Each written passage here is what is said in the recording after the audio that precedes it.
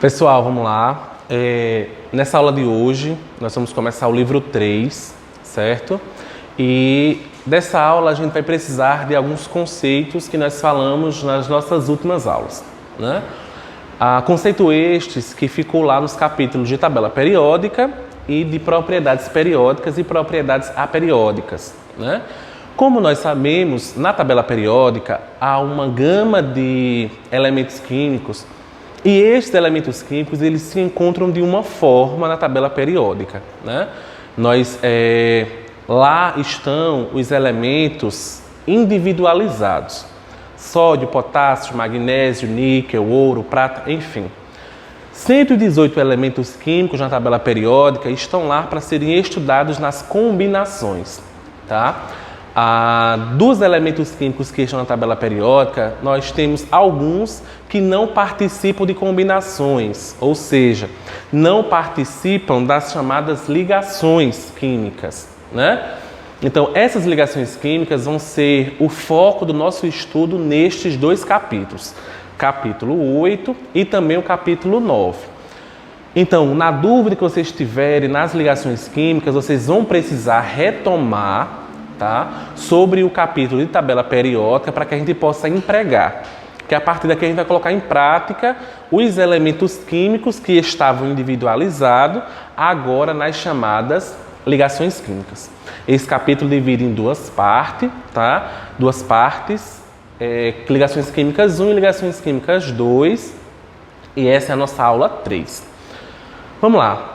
Nas ligações químicas, nós temos o seguinte: ligações químicas, associações químicas, combinações químicas, é o fator com o qual os elementos químicos eles possam se ligar através da sua camada de valência, né? Então, nós vamos ter 3 tipos de ligações químicas, cada uma com uma particularidade, cada uma delas com um conceito convencional. Há 3 ligações químicas e as ligações químicas são ligações iônicas, ligações covalentes e ligações metálicas, tá? Nas ligações iônicas, como o próprio nome diz, vai haver um resultado que envolve íons, né? Como nós vimos, os íons podem ser positivos ou negativos, cátions e ânions, respectivamente. Então, para que nós possamos reconhecer uma ligação iônica, eu preciso que tenham íons. Tá? Nas ligações covalentes ou moleculares, nós vamos ter sempre a formação de uma molécula, tá? E nessas ligações, nós vamos ter átomos com semelhanças muito mais próximas.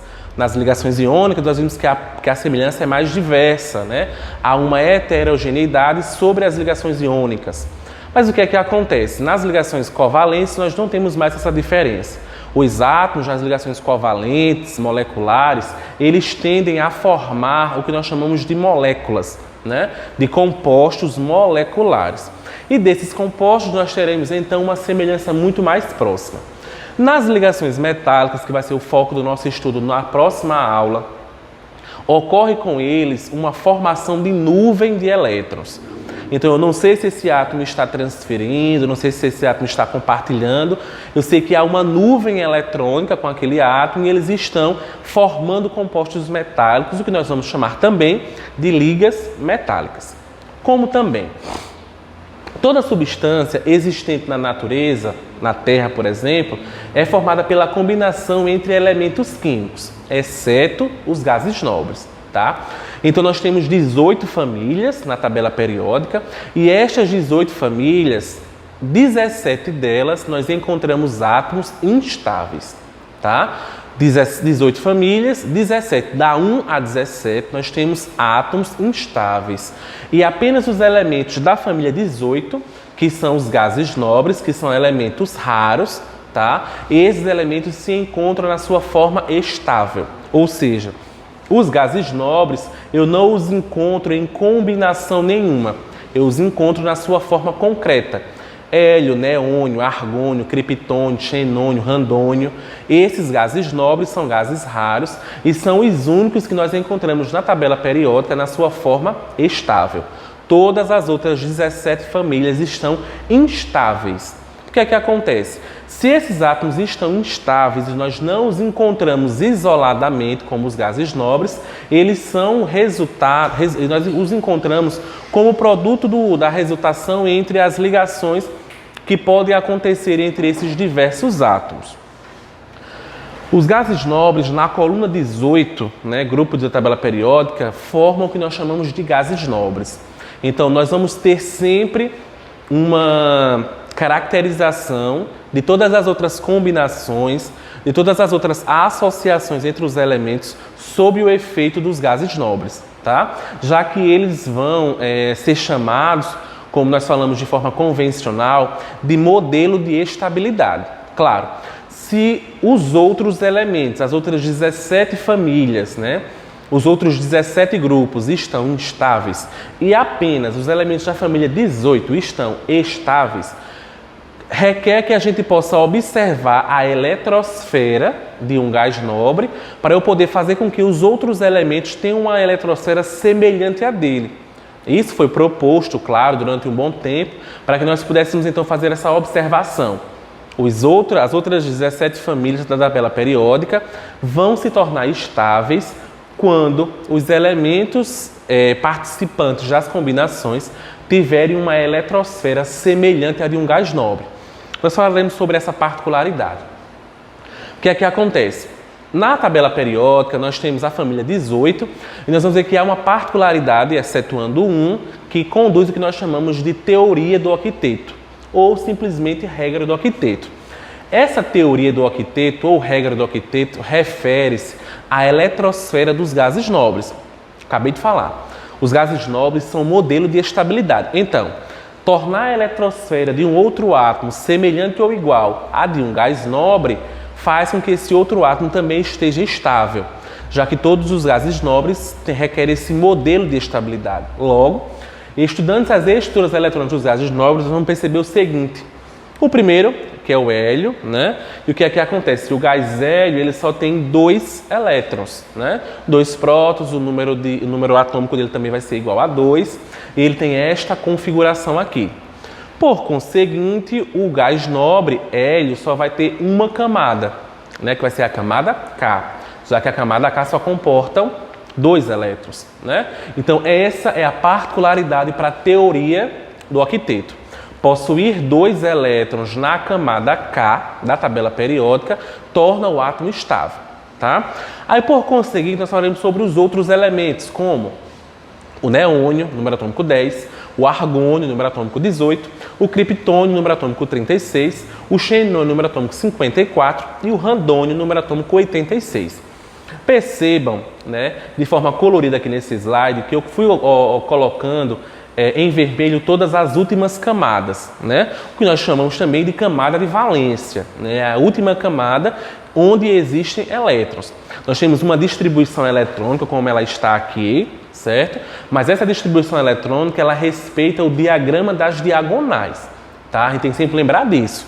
O diagrama das diagonais respeita níveis energéticos.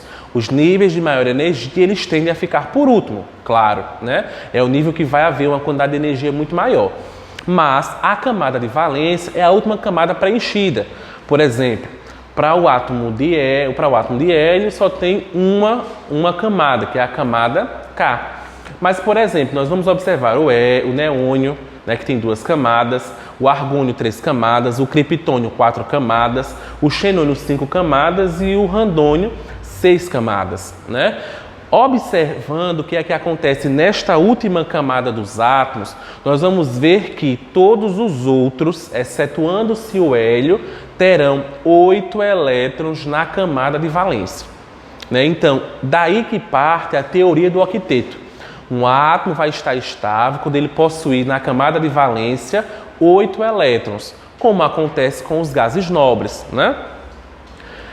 Essas ligações elas vão acontecendo à medida em que os átomos eles vão se unindo, Vão haver algumas particularidades, tá? Vão haver alguns tipos de combinações específicas que vai ser mais fácil nós recordarmos como que acontecem as ligações.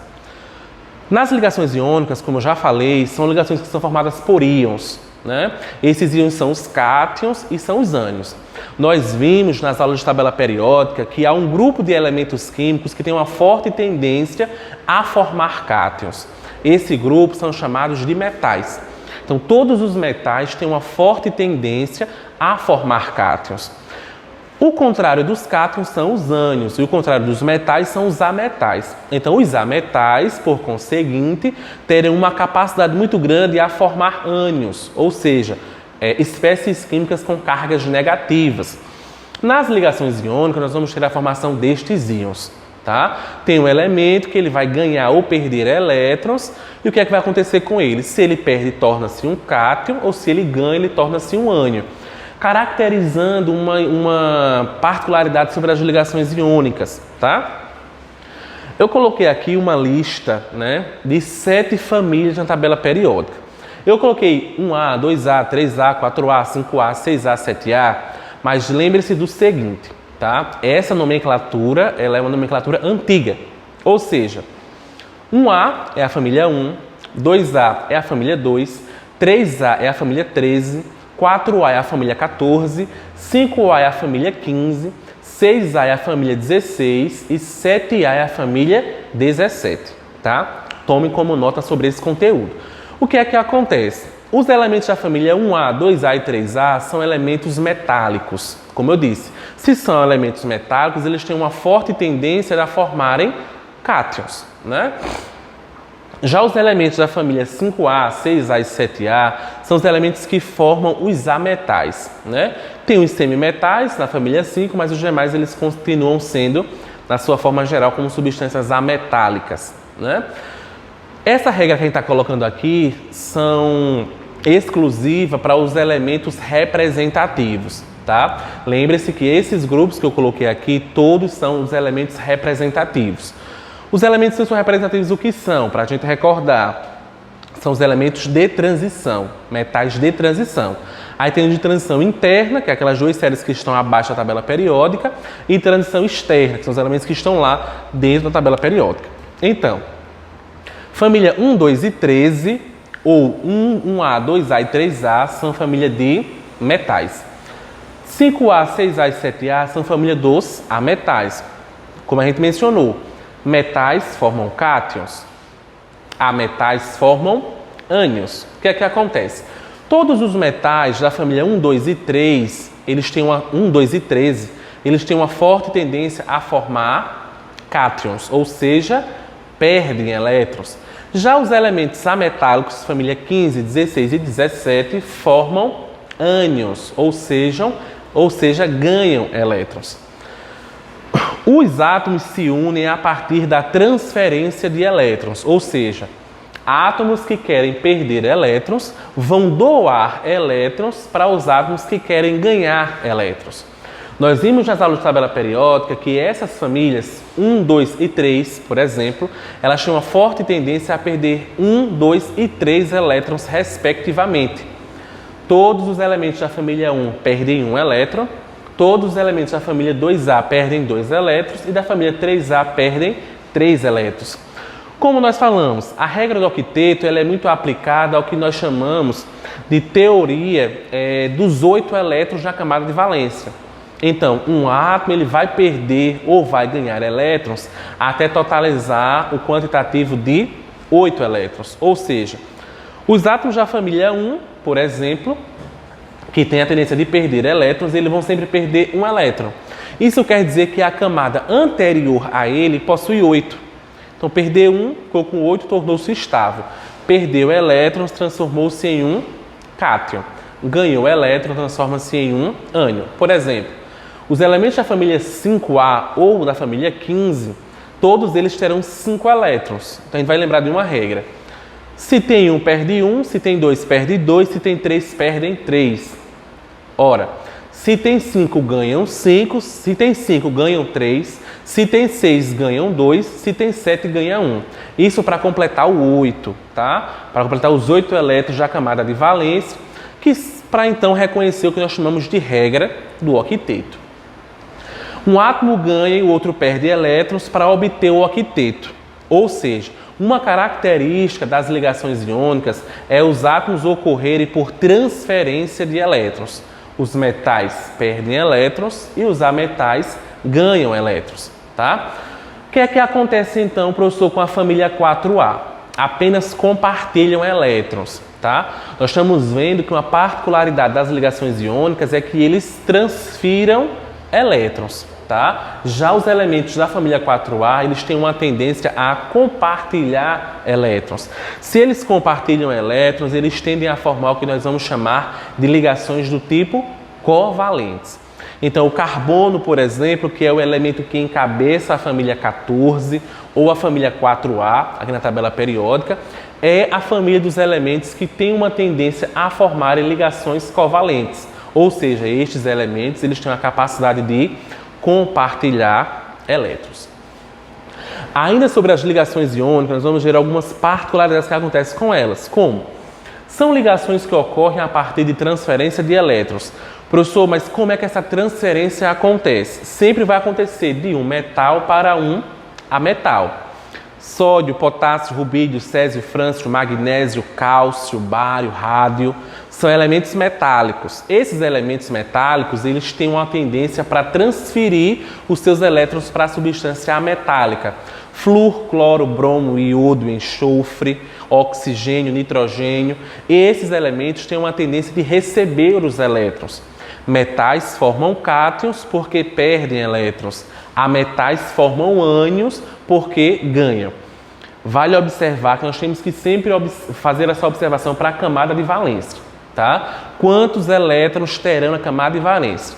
O intermediário é o 4. Menor que 4 perde elétrons, maior que 4 ganham elétrons para o quanto que faltar para 8. 1, 2 e 3. 3 elétrons, perde elétrons. 5, 6 e 7. 5 para 8 faltam 3, 6 para 8 faltam 2, 7 para 8 só falta 1. Metal perderá elétrons se transformando em cátion, ametal ganhará elétrons se transformando em um ânion, ok? No livro de vocês já tem uma representatividade dos elétrons da camada de valência que foi ocasionada por um cara chamado de Lewis, tá? Ou Lewis, como alguns o chamam. Então, a representação de Lewis, pessoal, é aquela representação dos pontinhos, ok? Nós não vamos representar todos os elétrons que um átomo tem. Nós vamos representar na estrutura de Lewis a quantidade de elétrons que um átomo tem na camada de valência. Elementos do grupo 1 têm um elétron, então eu vou colocar um pontinho. Onde eu coloco esse pontinho? Na lateral direita, inicialmente. Lembrem-se que lá nos números quânticos, nós podemos perceber que só conseguimos colocar 2 elétrons em cada orbital.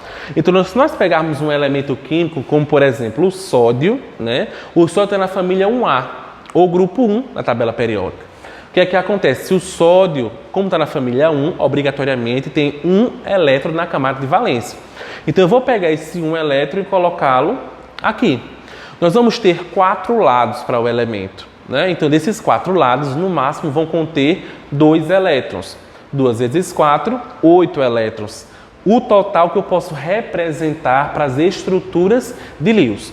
Então, está na família 1, um pontinho. Está na família 2, 2 pontinhos. Está na família 13, 3 pontinhos. Está na família 14, 4 pontinhos.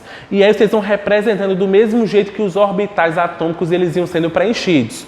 Ah, um elemento que tem 4 elétrons. Eu posso colocar 2 e 2? Depende da ligação. Caso não, você vai colocando um em cada lateral. Um na lateral direita, um na lateral esquerda, um em cima e um embaixo. E depois vai podendo observar como é que vai acontecendo esse compartilhamento ou essa transferência de elétrons. O sódio, por exemplo, da família 1, nós vamos agora fazer com que ele represente uma ligação química, né? Com um elemento da família 17, um elemento da família 7A, que é o cloro. Se o sódio é da família 1, perde um elétron. Se o cloro é da família 7, tem 7 elétrons. Então, o que é mais fácil para o cloro? Doar 7 ou ganhar 1? Obviamente que o mais fácil para o cloro é que se ganhe um elétron. Como eu sei, o sódio é metal, perde. Como eu sei, o cloro é ametal, ganha. Então, o que vai acontecer entre eles é o que nós chamamos de transferência de elétron. Um elétron na camada de valência vai ser doado e 7 elétrons na camada de valência vai ser, então, recebido o que faltar para os 8, né? Então, representa aqui um pontinho no lado do sódio e 7 pontinhos aos arredores do cloro, né? Então, o que é que vai acontecer entre eles? O sódio vai, então, transferir um elétron para o cloro. Por isso que a gente vai dizer que ambas as espécies vão ficar com cargas opostas, né? Esta é uma das particularidades para os compostos iônicos, que eles têm uma tendência de se tornar espécies químicas neutras, né? Porque vai ser um resultado entre cargas opostas e esse resultado de cargas opostas vai formar o que nós chamamos de transferência de elétrons e compostos absolutamente neutros. Resultado dessa ligação, nós vamos ter o Na+, mais Cl-, né? Ou seja, um elétron do sódio, né, da camada de valência, foi transferido para os 7 elétrons que tinham aqui no cloro. Então, o sódio perdeu um elétron e o cloro ganhou um elétron. Essa é a estrutura de Lewis, tá? O sódio tinha esse elétron e perdeu. Para onde foi esse um elétron do sódio? Foi transferido para o átomo de cloro. Agora, o que é que acontece? Se nós fôssemos fazer a distribuição eletrônica do sódio, por exemplo, nós vamos ver que o sódio tem um número atômico igual a 11. As camadas ficariam 2, 8, 1. Esse um elétron aqui, ele vai ser perdido. Se perde um elétron dessa camada, o que é que acontece? Fica com 8, que é a penúltima camada, tornando o átomo estável, respeitando assim a regra do octeto. O mesmo acontece para o átomo de cloro, né?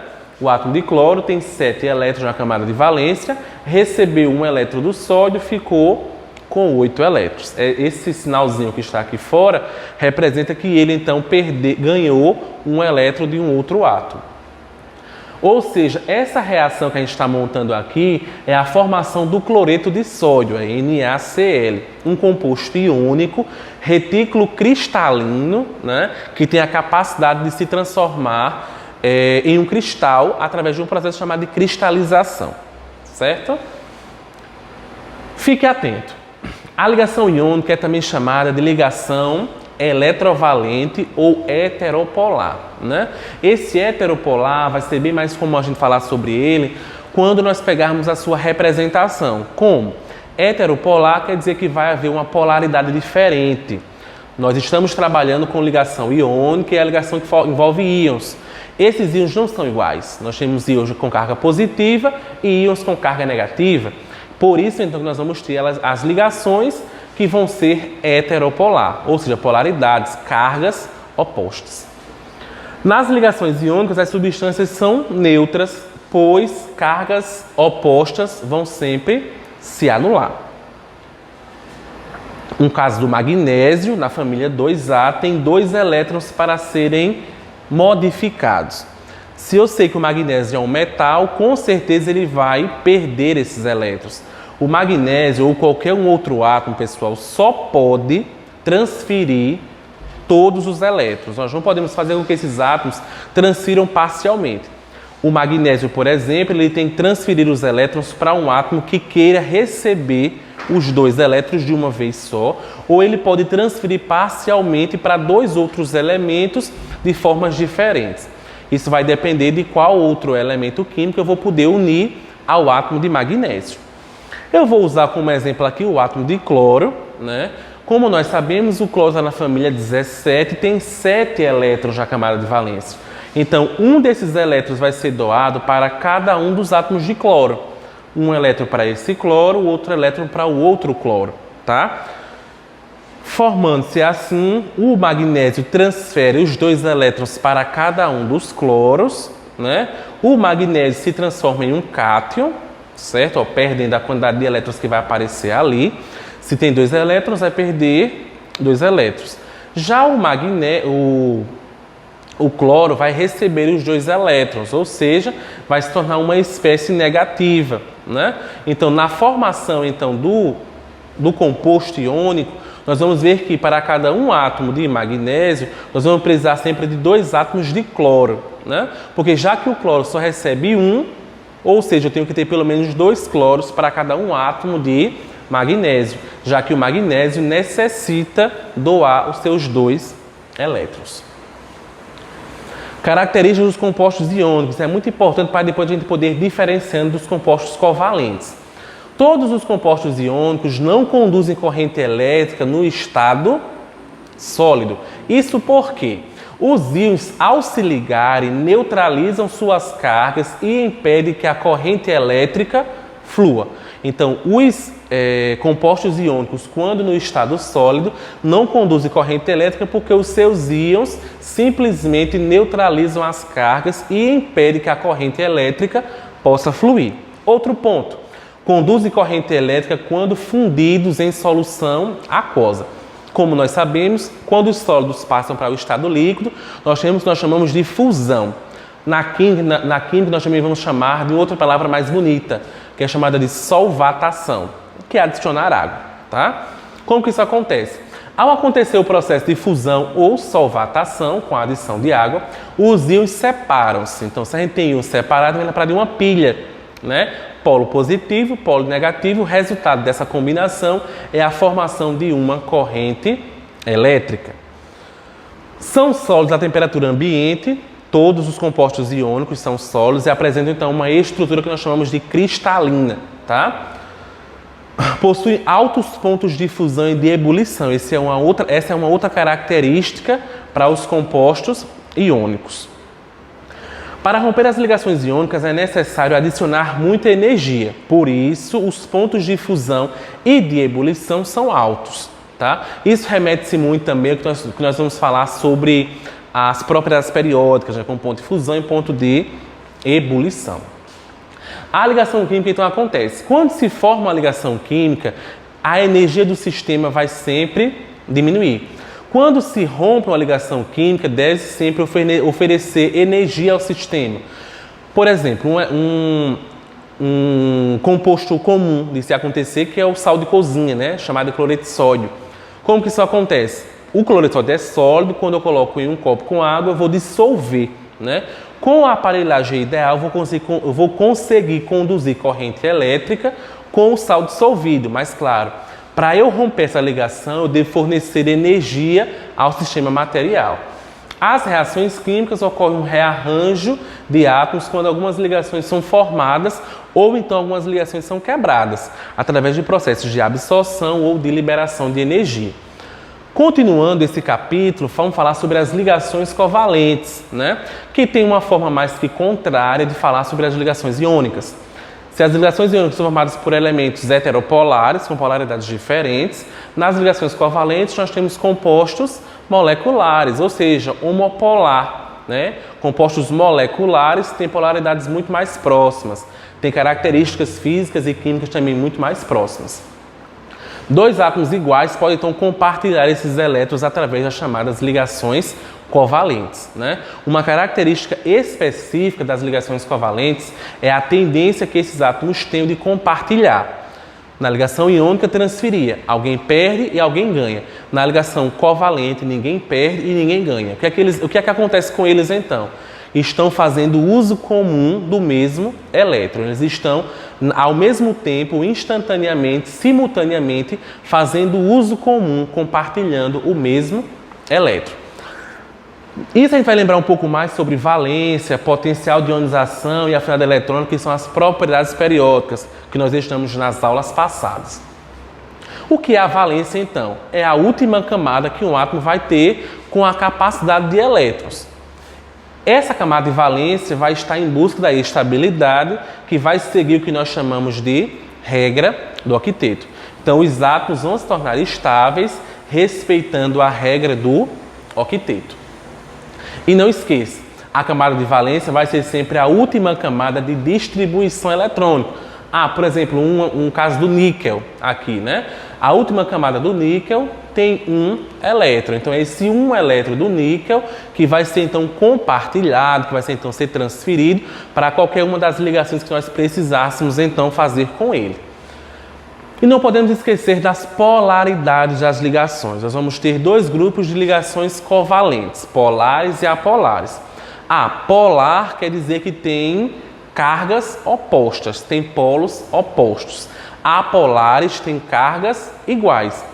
Todos os compostos iônicos, por exemplo, apresentam cargas polares. Todos os compostos iônicos são compostos polares. Na tabela de eletronegatividade que vocês têm no livro de vocês e eu disponibilizei no material passado, vocês vão poder perceber que vão haver números, vão haver valores para a eletronegatividade. Em alguns desses casos particularizados, nós vamos ter como descobrir a capacidade polar de uma substância ou de outra a depender do valor de eletronegatividade. Todos os compostos iônicos têm de valores diferentes altos, logo esses elementos terão compostos exatamente polares. Olhando para uma molécula de oxigênio, vemos que eles têm dois átomos iguais. Se átomos iguais apresentam polaridades iguais, logo não apresentam polaridades porque elas vão se anular. Logo, esses compostos serão chamados de apolares. Quando a polaridade para esses átomos for com átomos diferentes, nós vamos ter polaridades diferentes, ou seja, compostos com polos diferentes.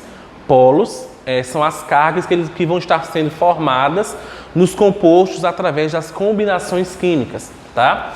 Nesse caso, dizemos que eles têm a mesma eletronegatividade. Logo, pode ser entendida como a intensidade com que o átomo ligado atrai elétrons de uma ligação química. Ou seja, quando esses átomos possuem a mesma eletronegatividade ou que a eletronegatividade seja igual a zero ou muito próxima de zero, nós vamos ter ligação covalente apolar. É o que acontece aqui com a molécula de oxigênio, tá? Polaridades iguais, eletronegatividade igual, ligação covalente apolar.